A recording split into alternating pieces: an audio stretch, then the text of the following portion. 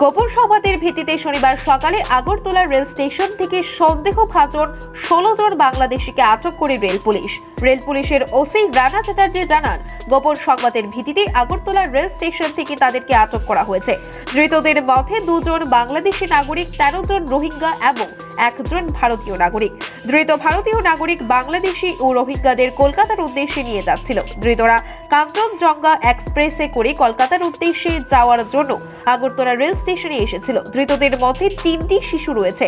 তিনি আরও জানান, ধৃতদের শনিবার আদালতে সোপর্দ করা হয়েছে। সংবাদ ছিল, খবর ছিল যে কিছু বাংলাদেশি এবং রোহিঙ্গা তারা আগরতলাতে কাঞ্চনজঙ্ঘা এক্সপ্রেস দিয়ে কলকাতা যাওয়ার উদ্দেশ্যে আজকে আগরতলা রেল স্টেশনে আসবে। সেই খবরের ভিত্তিতে আমরা এখানে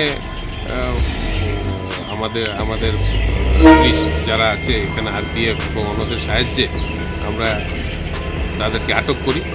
টোটাল 16 জন, এর মধ্যে আপনার বাংলাদেশি 2 জন আর বাকিরা রোহিঙ্গা, আর একজন ইন্ডিয়ান টাউট আছে, সে এই লোকগুলিকে নিয়ে আসতো।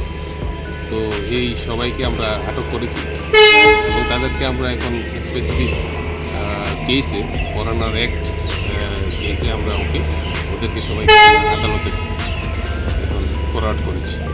সবাই কি প্রাপ্তবয়স্ক না আমাদের বাচ্চা আছে 3 জন বাচ্চা আছে। তাদেরকেও আমরা তাদের মার সঙ্গে যারা ছিল তাদের সঙ্গে আমরা আদালতে নির্দেশে তারা তাদের অ্যাজ পার ল মার সঙ্গে। কোন দিক থেকে তারা বাংলাদেশ থেকে ইন্ডিয়াতে উঠেছে আমরা তদন্ত করছি এখন। এটা আমরা তাদেরকে ইন্টারোগেশন করলে তারপরে সব কিছু দেখে আসবো। কোথায় তাদেরকে আটক করা হয়েছে, মানে কোন জায়গায়? রেল স্টেশনে সকাল 8টা 5-এর কাঞ্চনজঙ্ঘা এক্সপ্রেস ট্রেন দিয়ে তারা কলকাতা যাওয়ার উদ্দেশ্যে এসেছিল। এই মাসে টোটাল আমরা 33 জনকে ধরেছি বাংলাদেশি এবং রোহিঙ্গা ইলিগেলি যারা ইন্ডিয়াতে এসে রেলের সাহায্যে ভারতের বিভিন্ন জায়গাতে তারা যায়, তাদেরকে আমরা আটক করেছি। ফেব্রুয়ারি মাসে এখনো পর্যন্ত মোট 33 জন বাংলাদেশের নাগরিক ও রোহিঙ্গাকে রেল পুলিশ আটক করেছে বলে জানান তিনি। ধৃতরা কিভাবে রাজ্যে এসেছে তা জিজ্ঞাসাবাদের পর জানা যাবে বলেও জানান তিনি।